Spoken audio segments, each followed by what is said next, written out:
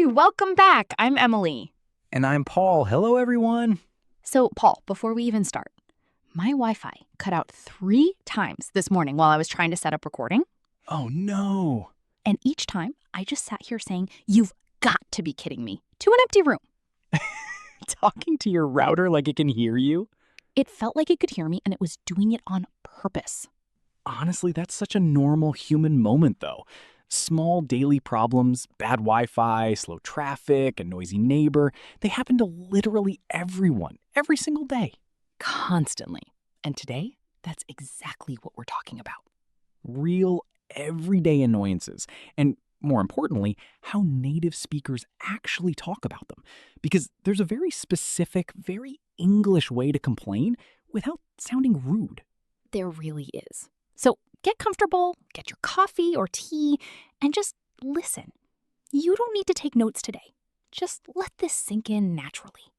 By the end of this video, you'll know how to complain like a true native speaker. Politely, of course. So here's the idea for today. We're not doing one big topic. We're doing lots of small, everyday situations. Bad Wi-Fi, traffic, noisy neighbors, slow service, annoying weather, tech problems, waiting in line, the small stuff that fills up a normal week. Exactly. And in every single one, we'll show you the natural English people actually use. The complaining, the small talk, and the polite way to express frustration without starting a fight. Because in English, especially British and American English, there's a real skill to complaining softly. A very real skill. We don't usually just say, "This is terrible, fix it now." We say things like, "This is a bit annoying, actually." Much softer.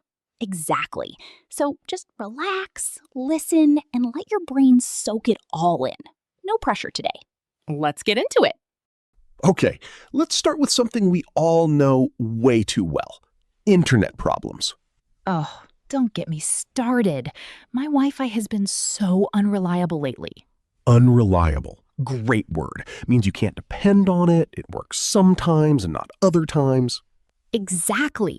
1 minute it's fine, the next minute, nothing.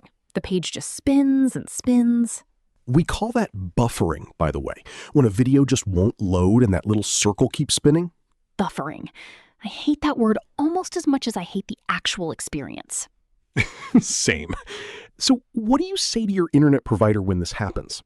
Honestly, I usually say something like, "My connection keeps dropping." That means the internet disconnects again and again. Keeps dropping. Really natural phrase.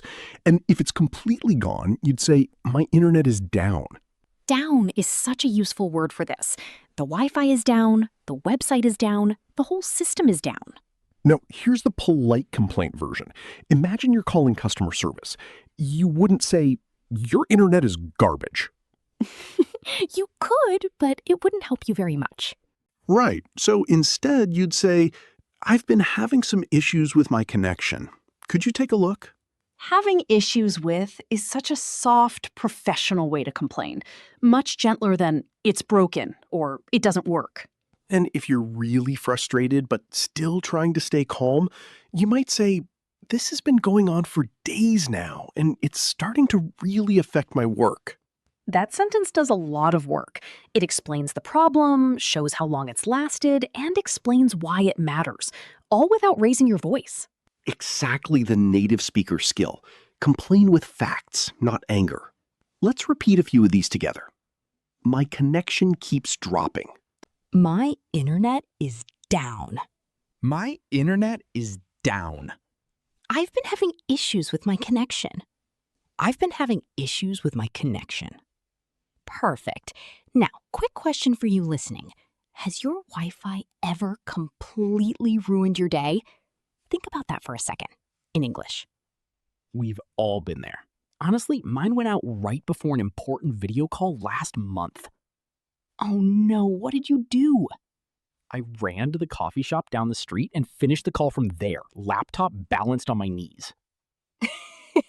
The classic emergency Wi-Fi hunt. Exactly. We've all done some version of that at least once. Okay, next everyday problem. Traffic. Oh, traffic, the universal enemy. Truly universal. No matter what country you're in, everyone hates traffic. So what do you say when you're stuck in a traffic jam? I'm stuck in traffic is the classic one. Simple, direct, everyone understands it immediately. And if it's really bad, completely not moving, you'd say traffic is at a standstill. Standstill, meaning nothing is moving at all, completely stopped. Such a strong image. I also love the phrase bumper to bumper, meaning the cars are packed so close together, the front of one car nearly touches the back of the next. Bumper to bumper traffic, yes, very visual phrase. Now, what do you text your friend when you're going to be late because of this?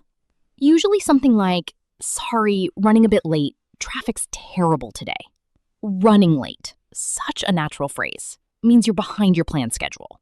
And notice, we don't usually over-explain.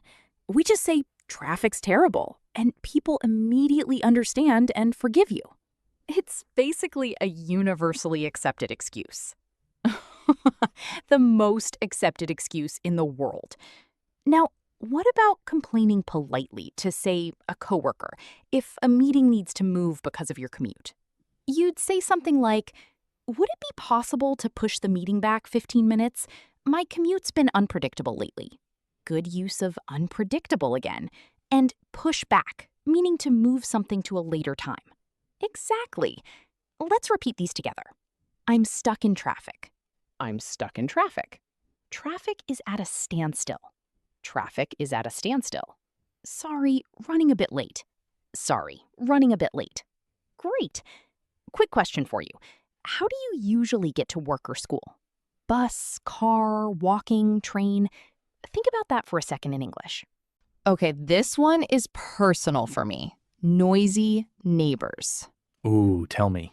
My upstairs neighbor apparently decided 11 p.m. was the perfect time to rearrange all of his furniture.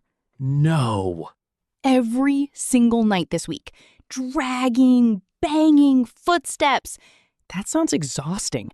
So what did you say to him? Well, I hadn't yet, but here's what I'd say. Hey, I'm really sorry to bother you, but I could hear quite a bit of noise last night. Would you mind keeping it down a little, especially after 10? That's such a masterclass in polite complaining.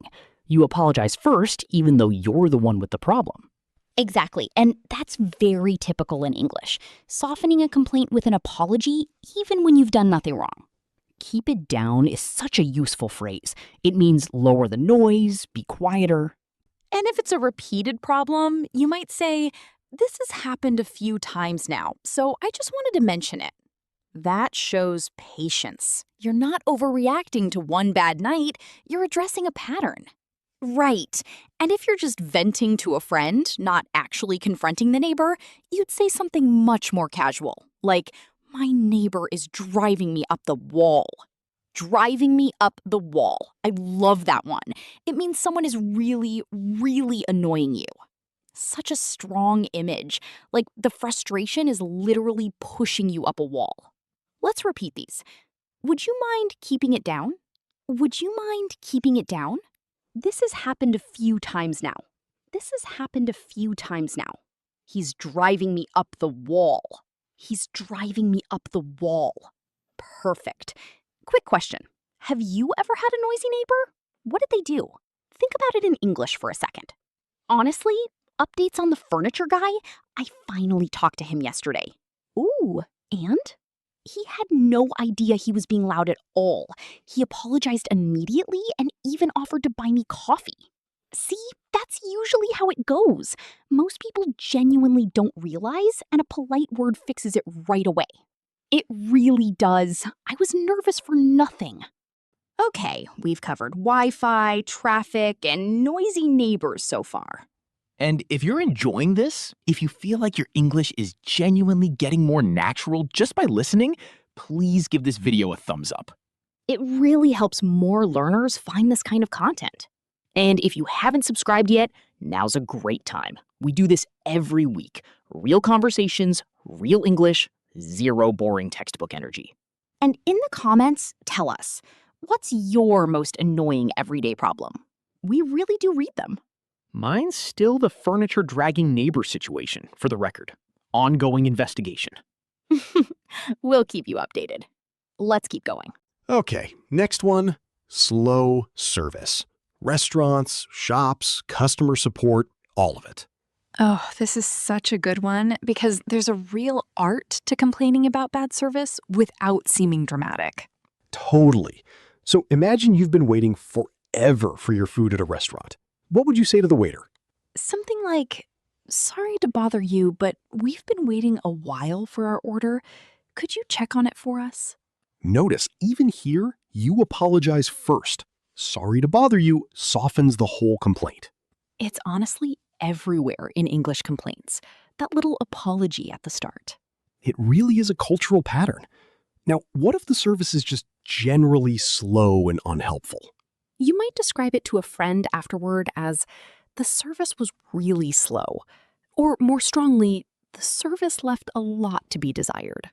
Left a lot to be desired is such an elegant, slightly formal way of saying something was disappointing. Very British. Very polite, but everyone understands exactly what you mean. And if you want to be more casual about it with friends, you might just say, "That place was so slow, honestly." Simple and direct. Save the fancier phrase for reviews or more formal complaints. Let's repeat. We've been waiting a while for our order. We've been waiting a while for our order. The service left a lot to be desired. The service left a lot to be desired. Quick question for you. Think of the last time you waited a really long time somewhere. How did you feel? Try describing it in English for a second. Okay, next, weather ruining your plans. A classic. So universal. So imagine you planned a picnic and then it rains right when you're about to leave. Devastating. Truly. You'd say something like, "Of course it decided to rain the one day we planned something outside." Of course, at the beginning there shows frustration through sarcasm. A very natural, very native way to complain. Exactly. We use "of course" ironically all the time.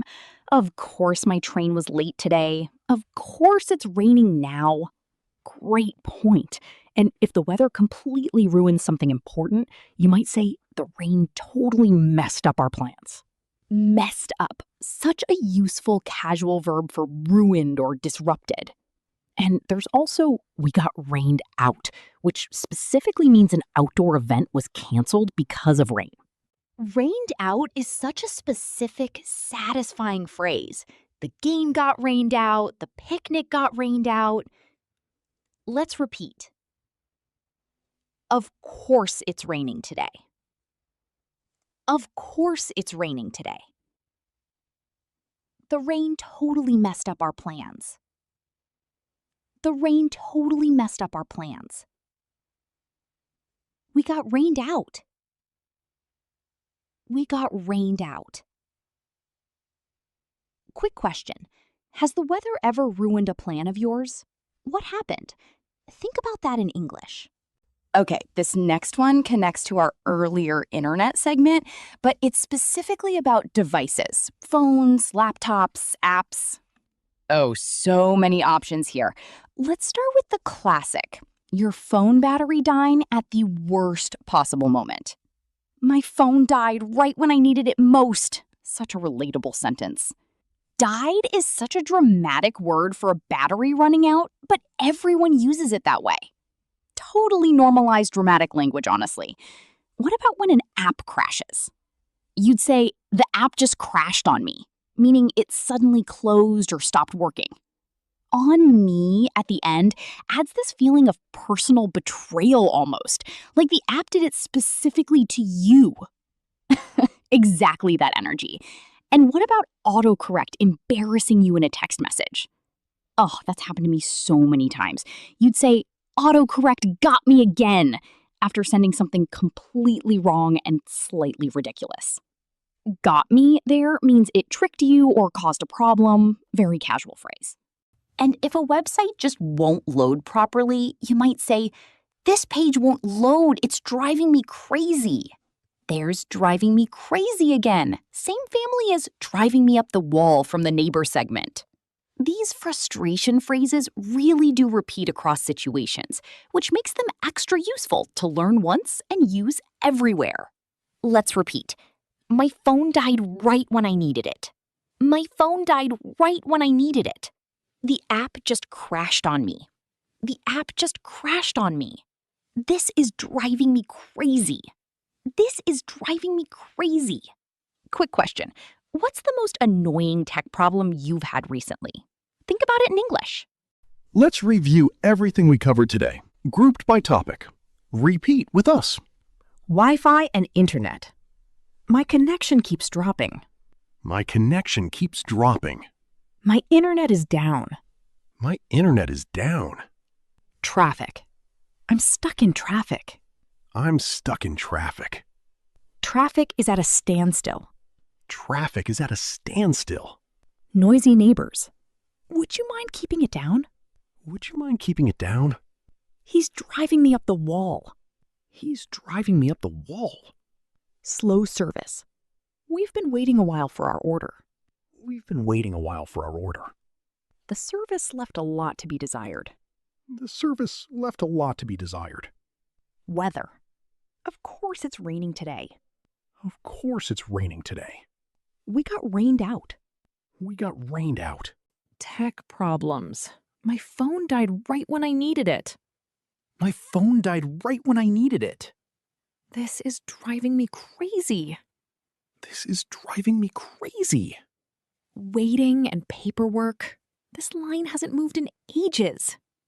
This line hasn't moved in ages. There's so much red tape. There's so much red tape. Losing things. I can't find my keys anywhere. I can't find my keys anywhere. I've looked everywhere. I've looked everywhere. So today we covered so much. Wi-Fi, traffic, noisy neighbors, slow service, bad weather, tech problems, and waiting in line. All the small stuff that fills up a totally normal week in any country, in any language. And the real lesson today isn't just the vocabulary, it's the pattern. Native speakers almost never complain directly and harshly. Right. We soften things. We apologize first. We use humor and sarcasm instead of anger. We say, "This has been a bit annoying," instead of, "This is terrible." That pattern applies to almost every complaint in English, no matter the situation. Once you notice it, you'll hear it everywhere, in shops, at work, between friends. And that's honestly one of the most useful real-life skills you can learn in English, because complaining politely is something even advanced learners often get wrong. So true. It's not really about vocabulary at that point. It's about tone. Exactly. Soft words, calm tone, a little humor, that's the real native speaker secret. Okay, that's everything for today. If you listened all the way through, you just went through 8 real-life situations and over 20 natural phrases, completely in English. That is genuinely something to be proud of. Not everyone sits through a full episode like this. You did, and that means you're serious about improving. And that's honestly the most important thing. If you enjoyed today's episode, please give it a thumbs up. It really helps us. And share it with a friend who's learning English. Maybe they need a laugh about their own noisy neighbor today. And subscribe if you haven't already. New episodes every week. One last thing before we go. Tell us in the comments, in English of course, what's the one everyday problem from today that you related to the most? We read every single comment, and we'd love to hear from you. Thank you so much for spending this time with us today. Keep listening, keep practicing, and remember, your English is already a little better than it was yesterday. And tomorrow, it'll be even better. See you in the next episode. Bye, everyone. Take care.